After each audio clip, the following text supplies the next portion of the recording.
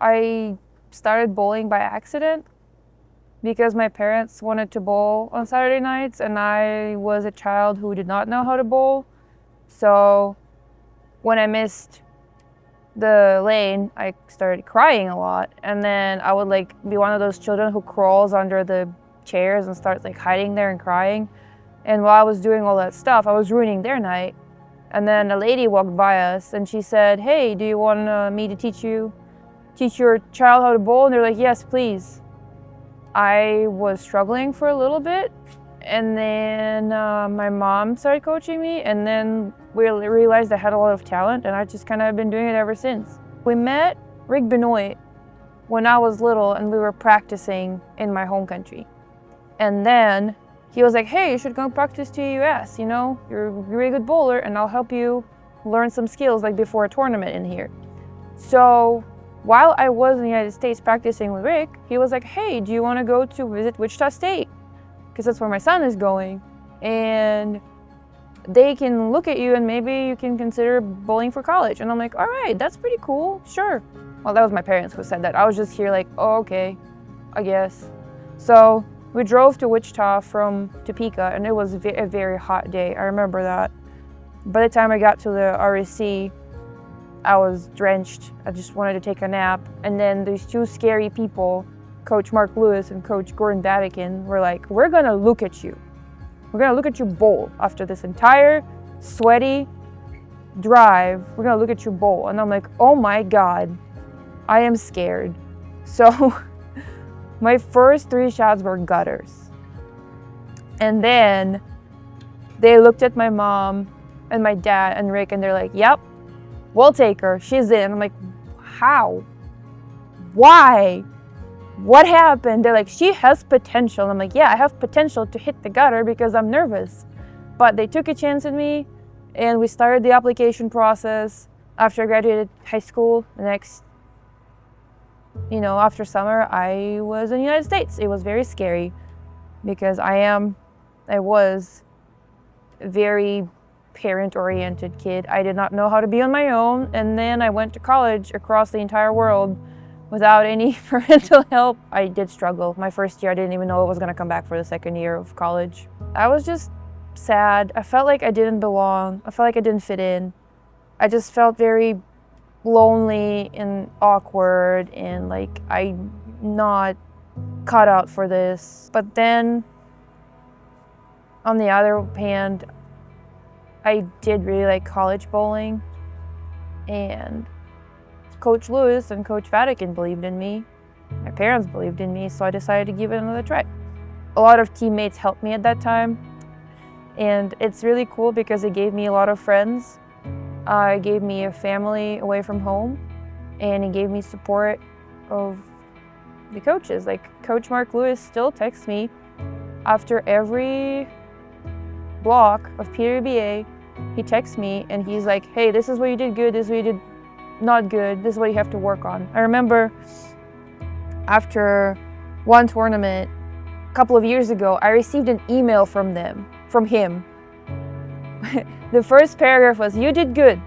This is what you did good." It was about this big. And then I had to scroll to be like, "This is what you can work on until your next tournament." And then it was like a page and then a little bit more of what I could work on next. I was like, "Man, Coach Al, thank you. I love you so much." I have a lot to work on, I guess.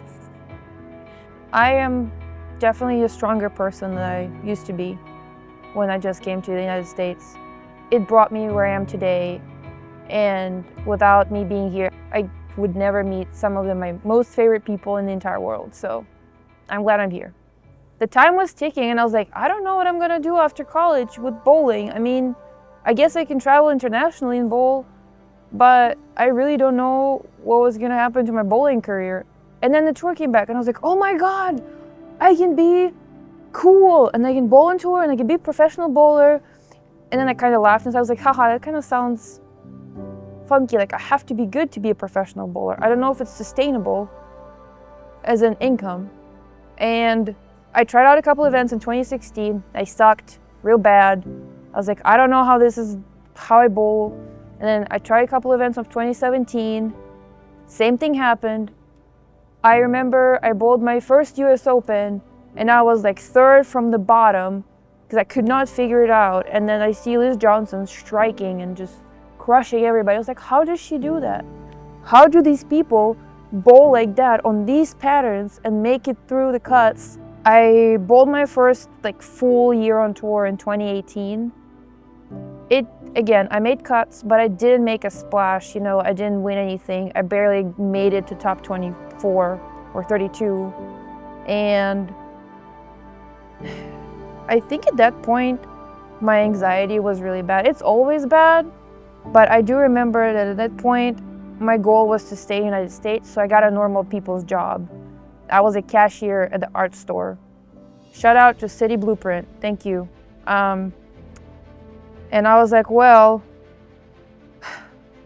after 2018 was over, I was like, I'm gonna do one more year because I'm not sure if I'm cut out to be a pro. And then if it doesn't work, I'll just figure something else out. And then 2019 came up, and you know, it was my breakout year. On Saturday morning, and I just looked at Chuck and I said, she's gonna win this year. That was my prediction. I see a lot of confidence building in Dasha. She's been out about a year and a half, full-time last year. Very smooth and so youthful. There's the touch. Focused, determined. See if the top seed can take advantage. Let's be a little bit softer. 22, you bet. All 10 back with power. She may be close to signing quite a few things here. Striking 9 spare. And a 10. That's right. 9 spare left.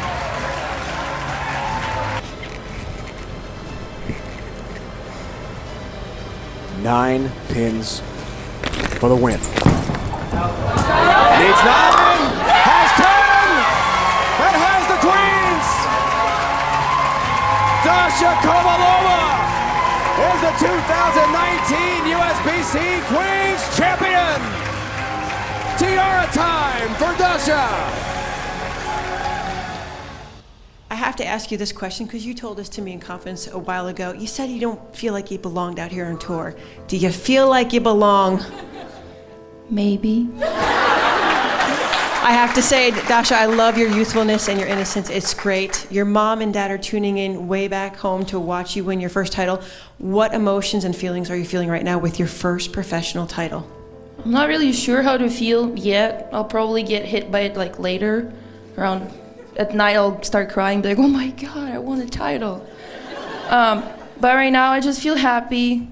And I'm happy that my mom and dad were able to watch it on the live scoring.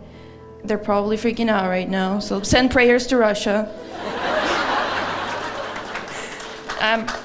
I'm just happy that I have all of you guys there to have this moment with me, because usually I'm by myself, so that's a lot of people. Congratulations, Dasha, ladies and gentlemen. I always give credit to my first win to 2 bowl reps who were with me at that time. It was Chuck Gardner and John Bercier, and they helped me a lot to overcome my anxiety and my struggles that I was having internally with bowling at the Queens, because my first game out of the gate at USBC Queens was 150. I think I shot 156, and I'm like, wow, this is a great start to a major that is actually in my hometown. So it was in Wichita in North Rock at the time. And I was like, wow, this is great. I'm never gonna make the cut. I'm not even gonna make top 64. It's just time to go. And they talked me through it. They helped me to regain my feet, the ground under my feet. And then I started bowling better and better and better. And they both sat with me in all of my matches and talked me through it. And I honestly, a lot of credit went to them. Coach L and Wichita State people were also there, and they supported me as well. But I always think that if I didn't have people to talk through when I struggled, I don't think I would have gotten as far as I did at that Queens tournament. I really am glad that I took a chance. The Queens was actually my first title that I won, and it was wonderful.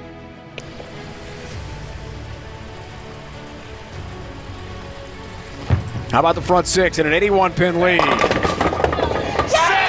down late. That's another strike for Dasha. Incredible. Looks for another one. Front eight. Yes! 8 down, 4 to go for a 300 game and a $10,000 bonus.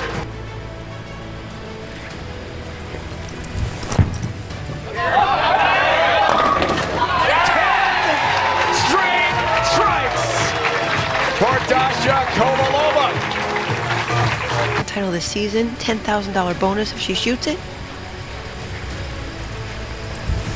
Looking for number 11 in a row. Dasha Kovalova has got 11 straight and one more for a perfect game. Incredible bowling by the young star from Ukraine.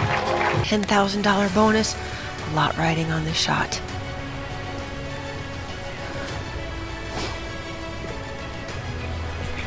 Oksana, her mom, can barely watch.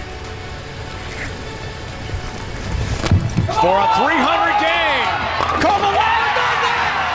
It's a 300 for Dasha Kovalova! And she wins the Pepsi PWBA Louisville Open at the same time! Incredible bowling history today from Louisville, Kentucky! Dasha, go hug your mom, babe! She did it! And now Dasha Kovalova, 300 perfection, 12 strikes in a row. Unbelievable. It's the first time Oksana has ever seen her bowl on TV in person to sit on a show, and it's a 300 game for a tour title to beat Liz Johnson. I mean, you can't script that, Kelly. It was amazing to bowl such an, I guess, iconic game on TV against an iconic person in bowling, Liz Johnson. She's cool. I like her a lot. We're friends. I can say that now very confidently. And my mom was there too, and it was just really neat. I don't remember much during the TV show because my brain was just screaming the entire time. So I can't say what I felt in that moment, but I'm glad it happened. It was very exciting. I try to be myself whenever I can because I'm not good being somebody else. I'm not good pretending that I am, you know, this stone cold professional that doesn't feel fear, that is not scared. I'm scared all the time, but I can still do my job. And maybe when people see it, they will also be inspired and they'll know it's okay to be afraid, to do hard things. It's okay to make sacrifices, and it's okay to be yourself. You can still be successful and be yourself. You don't have to pretend. On the outside, it kind of looks like I'm fine, you know, I don't struggle. But on the inside, it's a constant battle with, you know, to get through another day sometimes. There are times where I'm okay, but there are times where I'm not. But I still have to persevere. Even if you feel like you don't belong or you're awkward or like you don't deserve, I don't know, love or care, by being yourself, you can prove to people that you do deserve it, and you don't have to hide who you are. You can be quirky or weird or awkward, but then people will still love you for you because at least they know that you get what you get. I really learned what kind of people I want to be around, and I think I'm really happy with the choices that I made because those people, they like me for me. They don't like me for somebody I can't be. And I think that's the most wonderful thing of them all. Bowling is like a puzzle to me. You have to figure out the right speed, the right hand position, the right bowl that can give you the maximum amount of pins and the maximum amount of mistake that you can make and still hit the pocket or strike. So I like puzzles. I'm not very good at them, but I like problem solving. So I think that's why I enjoy bowling a lot, especially after I figure stuff out on a tough pattern. You know, don't get me wrong, sometimes it's devastating and I cry a lot during bowling. I still cry even though I'm 29 now. But it's very satisfying when you, after struggles, you figure it out and you save your game and you save your block and then you get to climb on top.